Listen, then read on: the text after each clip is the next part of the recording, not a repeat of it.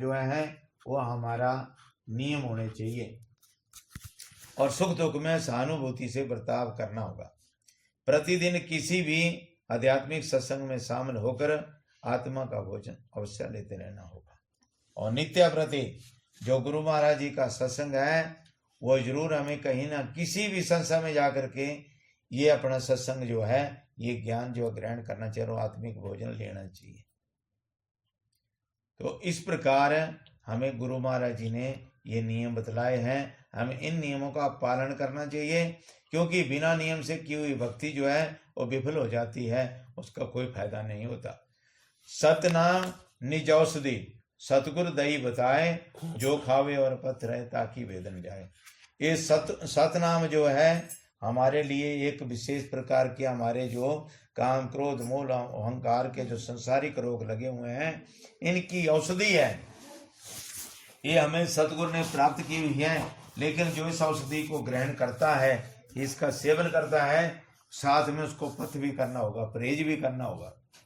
तो परहेज जो मैंने इसके बीच में बतलाया कि मांस मच्छी बीड़ी सिगरेट तंबाकू अंडा इन चीजों से परहेज करना होगा। नशे पत्ते वाली चीजें शराब बीड़ी सिगरेट ये चरस गांजा अफीम वगैरह इनसे दूर होना है, इनके नजदीक नहीं जाना है। इन और शुद्ध सात्विक आहार करना है। शुद्ध सात्विक आहार के बीच में तो कई कई जगह तो ऐसा भी लहसुन और प्याज को भी त्याग दिया जाता है।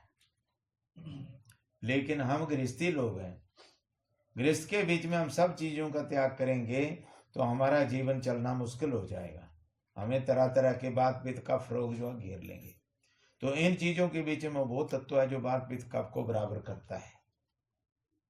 तो ये दो चीजें, इनके बीच में हमने भजन के माध्यम से अपनी वृत्ति को रोकना है। बाकी जितना इनकी जरूरत पड़ती है उतना इनको अपने प्रयोग में लाना है, सिर्फ लहसुन और प्याज को, क्योंकि आज के युग के बीच में आज का जो खान पान है उसके लिए बहुत जरूरी हो गया। तो और नित्य प्रति सत्संग के साथ जुड़े रहना। सत्संग कहीं भी मिलता है गुरु महाराज जी का, तो उसके बीच में हमें अपनी हाजिरी देना बड़ी जरूरी है। तो अब गुरु महाराज जी के परिचय शुरू होते हैं, जो गुरु महाराज जी ने अपने कलम द्वारा ये पुस्तक जो है वो इसके बीच में जो है वो प्रस्तुत किए हुए हैं। समाधि ज्ञान का पहला पर्चा। प्यारे जिज्ञासु, कुल करतार समर्थ पुरुष आदि करता मालिक सतखंड के मालिक सतपुरुष ने जीव को ऐसी कारीगरी से बनाया है कि जो कुछ इसके बाहर रचना रची है वह सब कुछ इसके अंदर घट में भी है,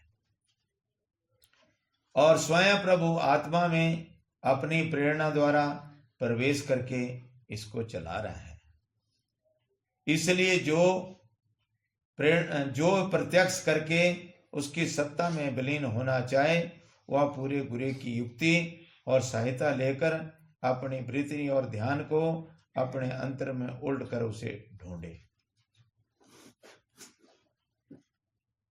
पवित्र आत्माओं, गुरु महाराज जी ने अपने जो पहला पर्चा है उसके बीच में ये वचन अंकित किए हुए हैं कि उसने कुल मालिक परमेश्वर जो है, जिसने सारी सृष्टि की रचना की हुई है, जिसने जल बनाया, थल बनाया और हवा बनाई, पानी बनाया, आग बनाई, आकाश बनाया, ये सब कुछ प्रकट किया। उसके ऊपर तरह तरह के वृक्ष बना दिए, वन बना दिए, पर्वत बना दिए, पहाड़ बना दिए, बर्फों से लदे हुए पहाड़, गुफाएं बना दी, कंदराएं बना दी। ये सब उसकी प्रकृति के साथ। झरने बना दिए प्यारे प्यारे, समुद्र बनाए, दरिया बनाए, नदियां बनाई, खड्डे बनाई, नाले बनाए। ये प्रकृति के बीच में आते हैं। ऐसे ऐसे वृक्ष और उन नदियों के बीच में ऐसे ऐसे जानवर भर दिए, जैसे मछली है, मेंढक है, मगरमच्छ है, ढेल मच्छी है। इस तरह बड़े बड़े जानवर जो है वो जल के बीच में डाल दिए, और वनों के बीच में जंगली जानवर, और घरों के बीच में पालतू जानवर, और दूसरे जो जमीन के अंदर रहने वाले जीव जंतु और तैयार कर दिए। कोई जीव गर्मियों से पैदा होने का जिसको श्वेत जीव नहीं बोलते हैं, कई जीव ऐसे हैं जो धरती से उगते हैं जिनको बोलते हैं वृक्ष, उनको उद्भिजीवनी कहा गया। वनस्पति जितने भी है और जितने भी पक्षी परिंदे आकाश के बीच में उठते हैं, सारा दिन उड़ते उड़ते जगह जगह घूमते रहते हैं और शाम को फिर अपने घोंसले में आ जाते हैं। वो अंडज योनि के बीच में भर दिया, उनको अंडज योनि कहा। और दूसरे जो गाय भैंस जितने जंगली जानवर है और मनुष्य भी है, ये जो श्रेणी है ये आ गई जेरज योनि के बीच में, गर्भ से प्रकट होना। तो इस प्रकार परमेश्वर ने ये रचना रची, और ऐसी रचना परमेश्वर ने जो जिस प्राणी को बनाया इतनी कारीगरी इसके, उसके अंदर भी ऐसी रचना बना दी है। तो गुरु महाराज समझा रहे हैं कि ऐसा ये महल तैयार किया परमेश्वर ने, और इसके अंदर बैठ करके इसको खुद चला रहा है। बाबा जी ने बोलिया था ना कल, ए तत् वो तत्, एक है तत् में ले जाए, क्योंकि सब के अंदर एक ही तत्व काम कर रहा है। सब में ज्योत, ज्योत है सोई, तिसदा चानन, सब में चानन हुई। ये पंखा चला हुआ है, ये ट्यूब जगी हुई है, ये दूसरा पंखा, ये तीसरा, ये चौथा, ये बल्ब जगा हुआ है, इन सब के अंदर एक ही बिजली काम कर रही है। स्विच से कंट्रोल किया है, स्विच ऑन कर दें तो सब जगह एक ही बिजली घूम रही है। ऐसे हम सब के अंदर, जिससे हम देख रहे हैं, मुख से बोल रहे हैं, कानों से सुन रहे हैं, और शरीर से दूसरे अंगों से महसूस कर रहे हैं, ये एक ही तत्व सब के अंदर विद्यमान है। ये गुरु महाराज जी ने बात समझाई है। तो उस तत्व को ढूंढना है, उसको ढूंढने के लिए हमें गुरु महाराज जी ने युक्ति बतलाई। क्या युक्ति बतलाई? गुरु महाराज जी ने अपने पल्ले से कुछ नहीं दिया। बाबा जी बोलते थे आपके पास सब कुछ, आपको वही बतलाऊंगा, मैं अपनी तरफ से कुछ नहीं दूंगा। तो गुरु महाराज ने कृपा की, हमें हमारा भेद खुद ही बतला दिया। हमारे ही श्वास चल रहे थे, हम श्वासों के ऊपर जब चलते हैं तो जब श्वास अंदर जाता है तो क्या बोलता है, बाहर आता है तो तब क्या बोलता है। ये गुरु महाराज ने बात समझाई, पहले हमें इस चीज के बारे में ज्ञान नहीं था। दूसरी बात गुरु महाराज जी ने समझाई, हमारी सह समाधि लगा दी और हमारे अंदर प्रकाश प्रकट कर दिया। ये सब कुछ विद्यमान था, कोई बाहर थोड़ी भी था, हमारे घट के अंदर था। लेकिन जब गुरु महाराज जी ने युक्ति बतलाई, हमारे अंदर प्रकाश प्रकट किया। तीसरी युक्ति गुरु महाराज जी ने बतलाई, ऐसी गर्ज हमारे अंदर प्रकट करती जैसे मेघों की गर्जना है, बादलों की गर्जना है, नगाड़े की आवाज है, शंख की आवाज है, बांसुरी की आवाज है। ये सब हमारे अंदर प्रकट की कि आपके अंदर ये ध्वनियां हो रही हैं। ये हमारे अंदर सब कुछ विद्यमान था, लेकिन हम इस चीज से बेखबर थे, हमें इसके बारे में कोई ज्ञान नहीं था। जब गुरु महाराज जी ने कृपा करी, फिर पता चला कि हे, ये तो मेरे अंदर सब कुछ था। ये चिड़ियों की बोली भी मेरे अंदर थी, ये नगारे की आवाज भी थी, ये नफीरी की आवाज भी थी, ये घंटों की आवाज भी थी, ये शंख की आवाज भी थी, ये तरह की ध्वनि तो मेरे अंदर थी। उसके बाद गुरु महाराज जी ने कृपा करी, हमारे अंदर अमृत का कुंड बतला दिया, और उस अमृत को जो है उसका रस लेने के लिए हमें युक्ति बतलाई कि इस प्रकार इस अमृत को ग्रहण करना है। आपने कितनी बड़ी कृपा की गुरु महाराज जी ने। हम तो संसार से बेखबर थे, हमें इसके बारे में कोई ज्ञान नहीं था, अज्ञानी थे, अपना जीवन ऐसे संसार के बीच में बर्बाद कर रहे थे, हम व्यर्थ गवा रहे थे। लेकिन जब गुरु महाराज जी की कृपा हुई तो हमें इसकी समझ आने लगी और इस नाम को बढ़ाने की कोशिश करने लगी। शुरू में इतना इसका हमारे अंदर नशा हुआ कि हम लगातार भजन के बीच में बैठना, महाराज जी की बंदगी करनी। तो ये गुरु महाराज जी ने हमें एक अच्छा स्रोत बतला दिया है। परमात्मा की भक्ति भी होती है, साथ में भजन करने से आनंद भी आता है, खुशी मिलती है, हमारे सारे के सारे दुख दूर हो जाते हैं, क्लेश दूर हो जाते हैं, दरिद्रता खत्म हो जाती है, घर में सुख शांति आ जाती है। इस भजन करने से अंदर इतना भारी पावर है, इतनी शक्ति है। और ऊपर से अनायास गुरु महाराज हमें कृपा करते हैं, जो हमारे काम रुके होते हैं उनको अनायास ही बना देते हैं। तो उस परमेश्वर की बोले यदि बाहर से उसे खोज करे तो वह कहीं नहीं मिलता है। परमेश्वर को जहां मर्जी ढूंढो नहीं मिलेगा। 9वां पातशाह गुरु तेग बहादुर जी महाराज हुए, उन्होंने लिखा, काहिर बन खोजन जाई, सर्वनवासी सदा अलेपा, तो ही संग समाई।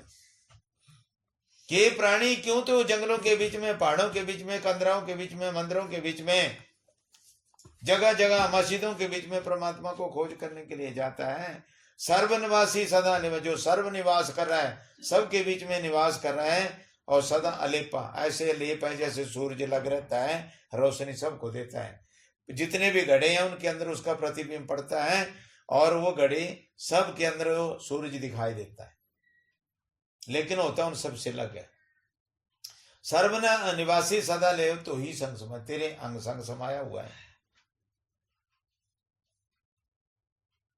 फिर गुरु महाराज मिसाल देते हैं कि कैसे समाया है। पौप मते जो बास बसत है, मुकर मधे जो छाई। जैसे फूलों के बीच में सुगंधी बसती है, इस प्रकार सबके बीच में समाया हुआ है, जैसे फूलों के अंदर सुगंधी होती है। और नरलेप कैसे है, मुकर मधे जो छाई। जैसे हम अगर दर्पण के सामने चले जाएं, शीशे के सामने चले जाएं, तो हमें अपना प्रतिबिंब दिखाई देता है, उसके बीच में अपना फोटो नजर आ जाएगा, अपना चेहरा नजर आ जाएगा। लेकिन उससे लग हो जाएंगे तो दूसरे का चेहरा दिखाएगा, सामने आएंगे तो। इसी प्रकार वो निर्लेप है सबसे। ऐसे ही हरिवस्त्र निरंतर घटी खोजो भाई। ऐसे ही परमेश्वर सबके अंदर बराबर बसा हुआ है भाई। घट घट बोलते हैं इस शरीर को, इस अपनी काया के अंदर उस परमेश्वर की खोज करो। तो खोज करने का हमें गुरु महाराज ने तरीका बतला दिया। जो खोज करनी है इस तरीके से करनी है। जिन खोजा तिन पाया, गहरे समुद्र बैठी, मैं बिचारिया भागन थी, जो रही किनारे बैठी। भाई जो समुद्र के बीच में गोते लगाते हैं, गहराई में जाते हैं, उनको हीरे जवाहरात और रत्नों की प्राप्ति होती है। और जो किनारे बैठे रहते हैं उनको कुछ भी नहीं मिलता, उनको केवल खारा जल हाथ में आता है। तो इस करके ये जो हमें भक्ति रूप रत्न जो मिला हुआ है पदार्थ, इसकी हमने कमाई करनी है और अपने जीवन को सफल बनाना है। अंतर में जाने के लिए बिना कानों से सुनना, बिन पद चले सुने बिन काना, कर बिन कर्म करे बिन नाना, आनन रहे सकल रस भोगी, बिन बाणी भक्ता बढ़ जोगी। तन बिन परस नयन बिन देखा, गहे ग्रहण बिन भाषा सीखा, अस्तव ऐसी अलौकिक करना ही, मैं माता सु जाए किम बनी। ये बगैर कानों से सुनने का मार्ग है, बगैर आंखों से देखने का है, बगैर जीभ से बोलने का है, बगैर नाक से जो है सूंघने का है, बगैर हाथों से करने का है, बगैर पांवों से चलने का है। तो ऐसा कौन सा है? और जिंदे जी मरने का है, ऐसा है रास्ता। और अर्थात अंतर्मुखी होकर के अंतरिया धार नाद या शब्द रूपी हवाई जहाज की गूंज में बैठ करके, हमारे अंदर जैसे गूंज पड़ी है, जैसे हवाई जहाज की गनीनी होती है, सचखंड की ऊपर और ब्रह्मांड में दृष्टि जोड़ देना। जब हम उस ध्वनि के बीच में मस्त हो जाती है हमारी सूरत, फिर ऑटोमेटिकली ऊपर को चढ़ना शुरू हो जाती है सांस। फिर शरीर से हमारी सूरत बेखबर होने लग जाती है। तो ब्रह्मांड में दृष्टि जोड़ देना पर्दा का खोलना कहलाता है। हमारे अंतर में हर समय दो धाराएं निकलती हैं। हमारे अंदर से हमेशा दो चीजें उठाई अंदर है। एक बोला ये काम कर लेना, दूसरी तरफ से आवाज आती नहीं ये काम नहीं करना है। कोई चीज पड़ी हुई सामने, एक आवाज बोलेगी कि उठा ले, कोई नहीं देख रहा है, तेरे काम आएगी और तू इससे कई कुछ कर लेगा। लेकिन दूसरी जो एक मध्यम आवाज है जिसको संकल्प धारगल बोलते हैं, वो बोलेगी नहीं, कोई तो नहीं देख रहा लेकिन परमात्मा तेरे को देख रहा है, तो इसको मत उठा, ये तेरे काम में नहीं आएगी। लेकिन जो जोरदार धार है, विकल्प धार जिसको बोलती है, बोले नहीं इसको रिजेक्ट करो। और फिर इन दोनों काल और दयाल धार के बीच में आ जाती है हमारी बुद्धि, वो फैसला कर लेती है। अगर हमारी दयाल धार मजबूत होगी तो उस चीज को नहीं उठाएंगे, अगर काल धार मजबूत होगी तो जेब में डालेंगे और ले जाएंगे घर को। तो विकल्प धार काल धार, संकल्प धार दयाल धार। संकल्प धार जिसे गुरु धार भी कहते हैं। जो संकल्प उठता है, जो अच्छा कर्म का संकल्प है, उसको गुरुधार बोलते हैं। इस गुरुधार का संबंध माया के घेरे में 10वें द्वार में होता है। वहीं से अमृत धार आती है और शब्द सचखंड अर्थात अनामी लोक से आता है। ये जो फुरनाएं हमारे अंदर आती है ना, ये बोलते 10वें द्वार माया के घेरे से आते हैं। 10वें द्वार तक माया है, माया का प्रभाव रहता है। त्रिकुटी महल में विद्या सारा, गन हर गाजे बजे नगारा, लाल वर्ण सूरज उजियारा, चतुर कमल में जार शब्द ओंकारा है। साध सोई इथे थे, साधु की यात्रा यहां से शुरू होती है। साध सोई जिन ये गढ़ लीना, नौ दरवाजे प्रगट चीना, 10वां खोल जाए जिन्हें देना, जहां को फल राम आला है। तो ये जो शब्द है, गुरु महाराज जी ने देखो साफ लिखा है कि शब्द धरती, शब्द काश, शब्द पे प्रकाश, सगल सृष्टि शब्द के पास है, नानक शब्द कटे कटाछे।